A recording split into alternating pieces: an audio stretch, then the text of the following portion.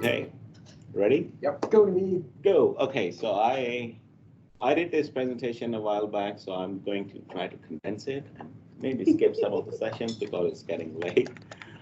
So by the way, I'm Naveed, if you don't know me, and I'm presenting on Sitecore Cortex. So how many of you have actually heard about Sitecore Cortex? Heard, yes. Heard, yes. Dude, Worked on no. it or played around with it? No, okay, like me.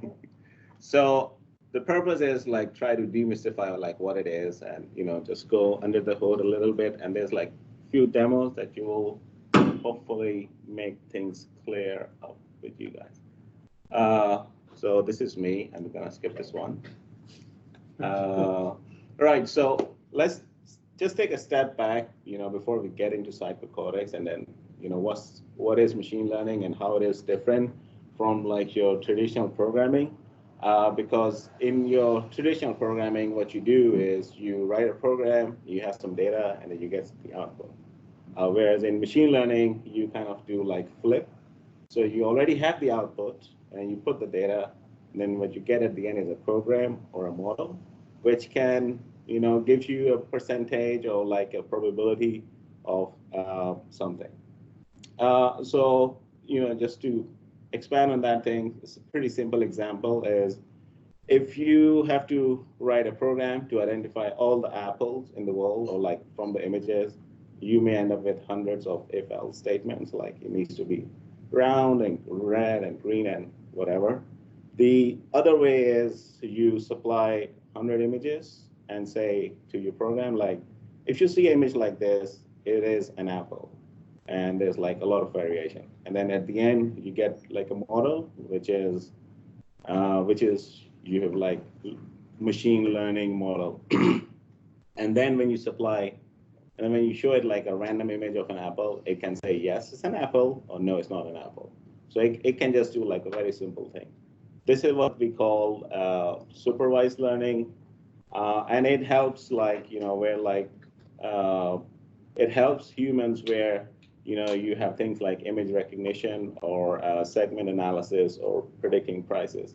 The other popular way of doing this thing is more like you give it like all the samples, and then you don't tell the program your output, but I can't show because this thing is. There's like a right. All right, there we go.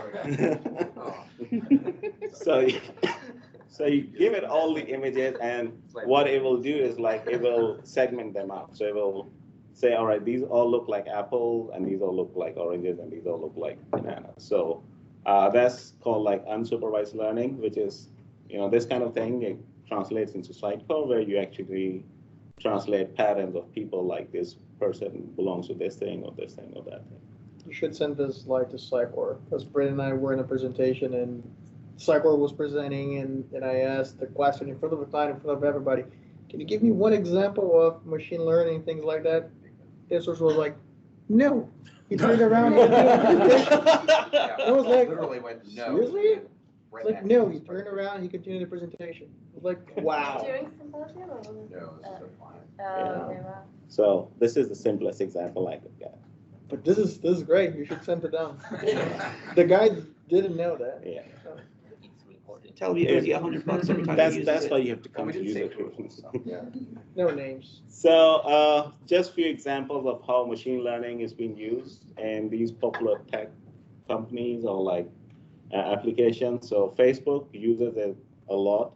Like if you upload your picture with a group of friends, it can, auto suggest like these are your friends, and it can just tag you. Like I've not uploaded in a while, but every time I upload, it just tells me these are my like 5 friends. You just have 5. And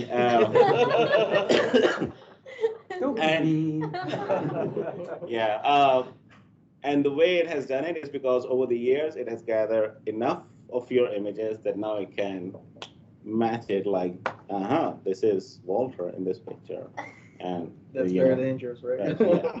It's dangerous, and it's also a privacy thing. Like, so if somebody unknown, but someone uploads a picture, it can ping you, you've been tagged in that picture. So it's kind of like a security thing as well. Netflix uses it. I mean, their screens, their rows, their titles, everything is personalized. It's based on machine learning algorithms. The demo I'll be showing is kind of like this, which is called like Taco Flicks, where you'll be seeing recommendation movies and stuff. So, but basically they rely on their like recommendation engine and like what people have been doing and what their interests are. And then interestingly, Uber is also very heavy on machine learning to make their data, and they make their decisions based on a lot of data. So for example, for fare calculation, before they started off with like distance and time. So if you're going from point A to point B, this is your fare going to be.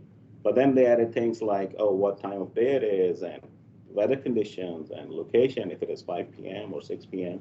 So they can up the prices or down the prices. And then one thing they also do that which you don't know, if you ask any Uber driver, is Uber sends them alert to be at certain locations because historically they gather enough data that they can say that, at 5 p.m. at this location, there will be a lot of calls. And if you call an Uber and your wait time is 30 minutes, what you gonna do? Cancel them.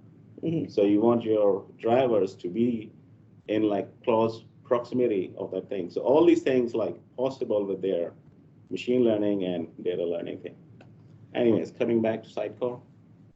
So Sitecore Cortex was announced last year, kind of like a mix of data science and marketing machine working together.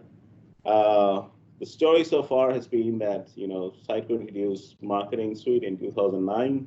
Since then, there have been a lot of experiences, or they have offered full marketing experiences to content editors to personalized experiences. Then we had XDB that allowed to capture big data and interactions, and so on. But there's a problem, which is, everybody loves the idea of doing personalization and capturing data, but it comes with its own sets of challenges, which is like, how do we analyze the data? Because if you have millions and millions of transactions, how do you segment those things? So that's where Sitecore Cortex comes in. It allows you to enhance the data using machine learning. It can provide insights that normally you'll miss out, which can result in a better experience. So this is a big picture, kind of like your brain, where on your right-hand side you have your marketing brain, you have your segment of users, you can optimize content for them. So just think of that example of apples and bananas, where you can, these are like all my one type of user or the other type of users, and then optimize content for them. And then on the left-hand side, you have all those processing engine and model building tasks that helps you analyze those things.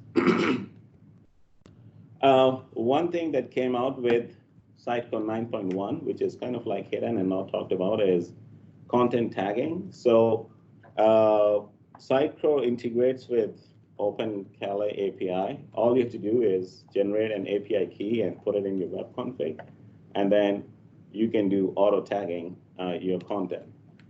So basically, this API service, all it does, it just takes your data as an input and returns you a bunch of tags that you can tag. So if you have a lot of data which is not tagged, you can utilize this thing. The clients that I work with, they are very particular about their taxonomy, so this may not be for them. But for other things like images and stuff, this could be a really good thing. OpenCalais has been around for a long, long time, like almost 20 years now or more. It was originally an open source project, and Thomson Reuters, being a journalism newspaper institution, was making such extensive use of it, they actually sponsored it and eventually took ownership of the project. It's been around for ages, and particularly for news stuff, it's really good. Mm-hmm. If you have particular taxonomies, like medicine or legal or something like that, it's very, very domain specific. This is more generalized, right? Yeah. So it's more, again, for general knowledge, sort of dictionary and cultural literacy type stuff, it's pretty good. If you are working with a very, very technical domain or professional domain, you probably have to look at more specialized professional taxonomies, which exist but cost a lot of money. Yeah, that's true. So yeah, and then obviously you can extend it by writing your own custom pipelines and stuff. Suggested personalization. So this is this tab here on the left-hand side. This little guy here is not available in any of the previous versions before 9.1. So this is available after that. Basically, if you set up your A/B testing, it can give you results saying this experience is working better, or this for this segment, and this experience is working better for the other experience, and so on. So this is what Jana was talking about earlier about like how you can do auto, how it can suggest different experiences and tell you who's the winner. In this example, the original one is the winner because the other two, they lack actually what they're trying to achieve. And that's all based off of engagement value, right? Yeah, that's all based on engagement value. I was talking with one of the Sitecore sales guys, actually, but he used to be on the client side. He worked for some ski resort, like in Aspen. And they would have this question all the time. Like they have their default homepage, and then they would think, well, okay, but it's summer. Maybe instead of showing skiing, I should show mountain biking. And this sort of thing is really useful for that. Okay, so now I'm going to create a variant of the homepage or a variant of the hero image that's showing mountain biking versus skiing. But I want to see, did that help? Like, did showing mountain biking help for visitors to the page? And I think this is where Naveed's going. Yeah. Are there certain segments of the audience for whom mountain biking is really appealing while the rest of us would care about skiing? Interesting. Yeah. Yeah, because that would totally make sense, right? That like a more local crowd might go there for mountain biking, whereas you're not going to travel across country for this like ski resort. Right. Yeah. Don't show beach vacations to people, geolocated to Miami. Yeah. They live there, right? So this is another feature for Cortex. I still have to see the real rule. I just took this thing from Sitecore presentation slide. So this is like what they call predictive outcome. So this is if you are browsing a website and your probability of purchasing a bike is more than 80%, then you may show a promo to say, buy or something, 20% off or something. It can be reversed, like if your probability is less than 10%, you may want to engage them with something. So this is basically more like, getting a predictive outcome where you can see how this guy is like an apple or is following the apple path or something, and I want to engage them into more. All right. Right, let's, I'm just going to little bit deep dive into Sitecore Cortex just for the tech guys here. First of all, infrastructure. If you install Sitecore 9.1, there's like additional databases and web services. So the things in yellow are all Sitecore Cortex stuff, which also means there's more hosting costs. So if you're writing SOWs, remember Sitecore 9.0 versus 9.1, there's a big hosting cost difference as well. Conceptually, it comprises of three things. One is called worker, which is in the middle. Then there's a task manager or task executor, and then there's like agents. So worker do all the work. Task managers, they communicate over the message bus, and the agents, they run like every 5 minutes or 10 minutes. And you can basically connect to any external data source or, get your inputs, get your data sources from externally and then store it and apply it. What Sitecore Cortex is not a supercomputer. It's just a processing engine. So it'll take your information and it will process it, and you can manage it and you can store it. So basically, it allows you to schedule tasks from your CM instance, and it comes with three basic key components: workers, task managers, and agents. And then there's two types of workers: distributed workers and deferred workers, where Distributed workers don't take any inputs, and deferred workers are like, where you can actually train your model or run a calculation and so on. That's it. I'm going to go switch into demo mode. So the first demo is content tagging, and the second one is called Taco Flex. It's actually, there's a code by Jason Wilkinson, who's known as Longhorn Taco on Slack and Twitter. So he basically wrote this like application, which I think is like a hello world to Sitecore Cortex, because it just gives you an insight of like how these all things come together and work. So so let's start with the first one. So this is Sitecore 9.1. If you go into Experience Optimization Engine, there's a new tab for suggested personalization. Because it's like my own on-premise one, so there's nothing there at the minute.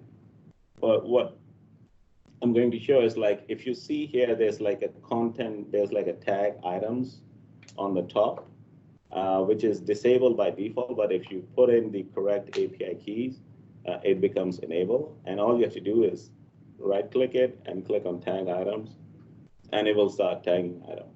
And once it finishes tagging item, if I scroll down, I will see that there's like lots of tag items which came from my OpenCala API.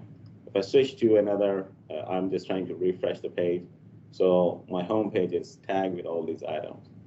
So the next thing I'll be doing is I'm creating a sample news page. I had a news page open on another screen, so I was just copying and pasting data into it. So this is some kind of like a Samsung mobile news. We're just gonna copy paste some content in there. There's nothing in the tag section. Open up rich text editor and paste some stuff in here. And once it finishes, I'm going to click on tag this item, and it's going to run the service to tag the item. So click accept and save, and then tag item. So just checking, there's nothing in there.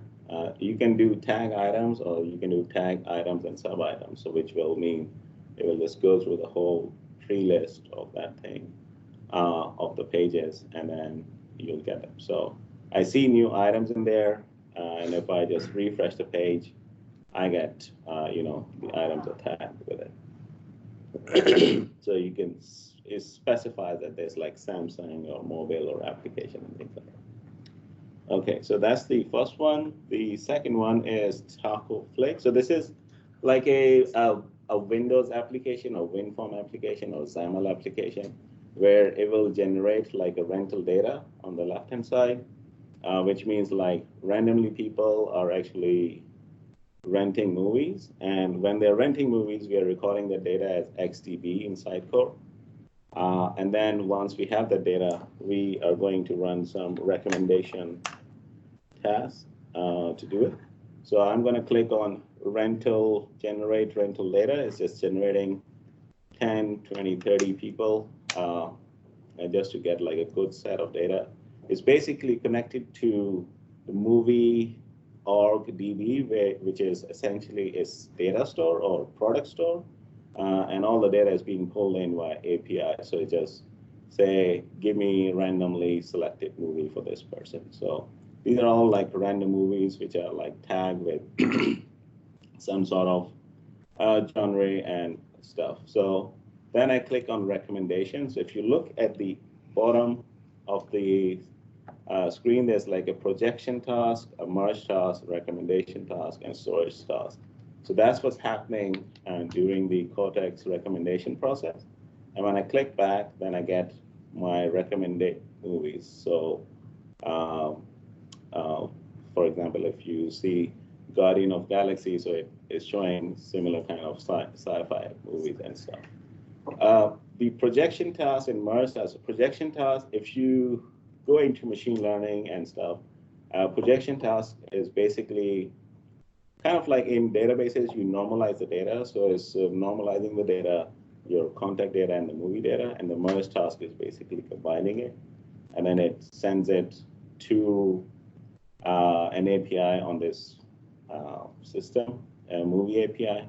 And I say, this is my movie ID, give me recommended movies. And then it stores everything within XConnect, or it stores everything in XDB. So once I go through the list, I will switch into an XDB mode where you will be able to see like real content. So, okay.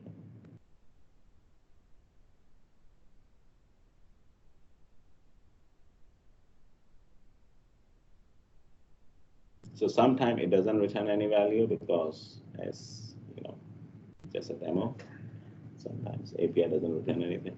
So now if I switch into my Sitecore mode, I'll go into experience profile, and I could actually see like all the data that I was generating is actually being created as Sitecore. So I'm just looking at the names of the last few people, and those are the last few people on my list. And if I click there, I get their activity profiles, outcomes, that they have rented a movie, and so on. So I could expand on creating their profile. So the way to look at it in real world is if you have a lot of products and people are viewing products, you can create their XDB models and then search it and, you know, provide it based on your recommendations.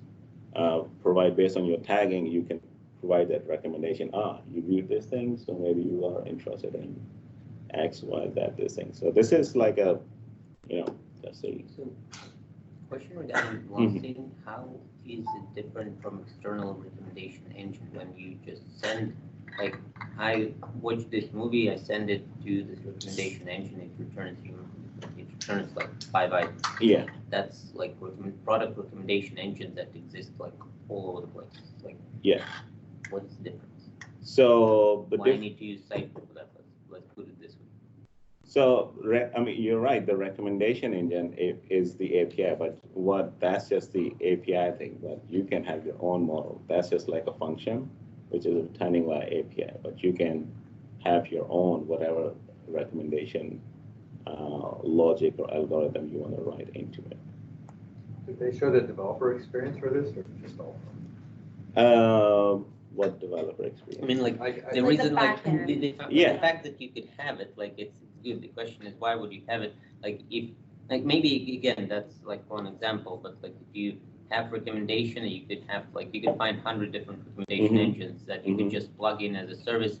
You like show in some page, you call this recommendation engine, you get it, then or you save it maybe on the way back. You save it. No need to have a Cortex. Well, but I think this is just a demo. This is just a demo for it, like how all the processing and worker process they all work in conjunction. It's not actually for like a recommendation engine kind of thing. Yeah, I mean, I always thought they were going to maybe think about like Azure machine learning and tie into that. I thought they talked about rolling their own. I just didn't know what they were going to do. And then yeah, so it's not like they don't provide something like ML.NET or any kind of like machine learning models. They just provide wrappers around how you process it. It's I think Sitecore Cortex Connect. I think the tricky part with all of this is that, yeah, you would either, most of the clients that we deal with do not have the expertise to actually train their own models. They wouldn't even know how to get started. One of the things they have to is manual recommendations. Yeah. Because they don't, their logic for what they pick, they're not just making generalized movie recommendations. They're actually, I'm only want to recommend things that are in my product catalog. And furthermore, I don't just want to base it based on the shopping, what other people buy, because it turns out humans are actually smart and they'll buy the thing that's on sale. I actually want them to get to buy the high-end refrigerator that I'm being paid money to promote. So they actually want to tweak the algorithm. What they do it today, unfortunately, most of the clients we work with today, is that that's manually done. Marketing or merchandising department sits down, figures out what they actually earns them the most money, and that's how they make the manual list. What I see people doing with this sort of tool again, it takes a lot of expertise to do it, is train the model to factor in both sets of data. What we want to push as a business out to people, but mixing it with enough of the consumer data that we're not making completely off the wall things. Because, not everybody is going to buy the top end BMW. But like, not really. We actually have a client that's using recommendation engine. We actually build recommendation engines that not only like taking this related products that you're talking about manually selected, but also like your click stream, like purchase history, like your search history, like whatever you're searching in like the search box.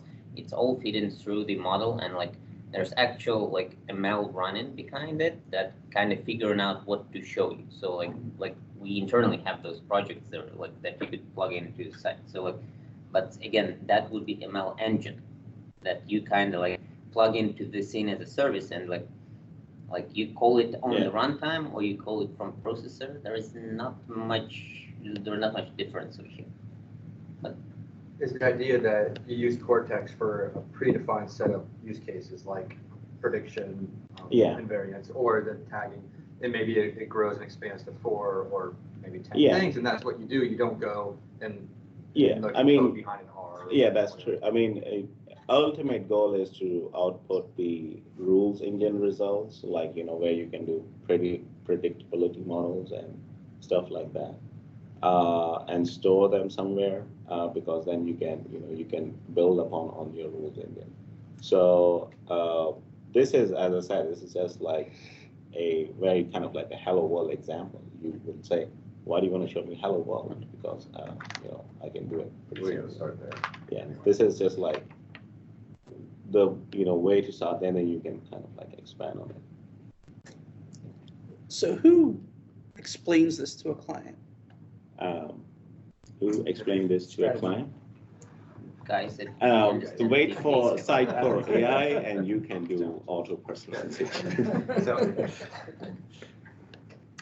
So I mean, there's like a pretty long code that there's a lot of code. I don't want to go into that thing. Can you read that all to us? Yeah. Was that Longhorns? That's so it does, like, it was creating. It creates, XDB content, and where am I going here? Experience profile data, where it actually goes in and do it. So I just did it like a video demo because I wasn't sure. This is all based on APIs and internet, and things can go wrong at any time. So, but this is just like 2 days ago, where you can actually go in and see, like, somebody rented a movie, and what's the movie name?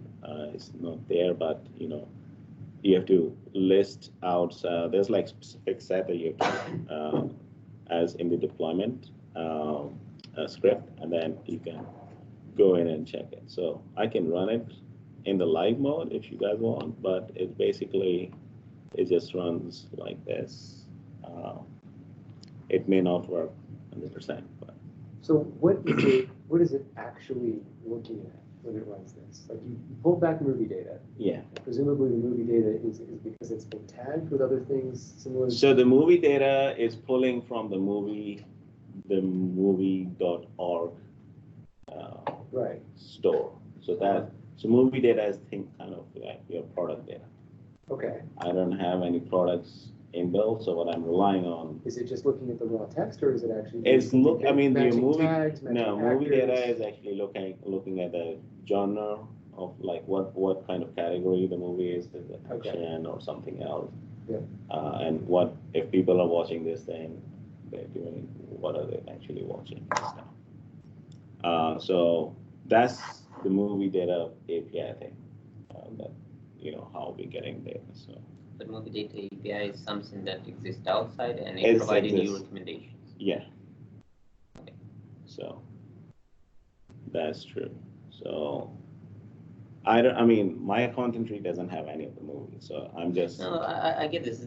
The real question is like, what's like as Cortex, like if it's doing any recommendation for you, or it just interface to like plug in something. It's interface to plugins. It's not like, so that's That's the big thing that is It's not. Yeah, the then exchange it should framework, be you write like all this really stuff Cortex Connect, I would say. Yeah, it's just a Because it's processing better. engine, that's all it is. Okay.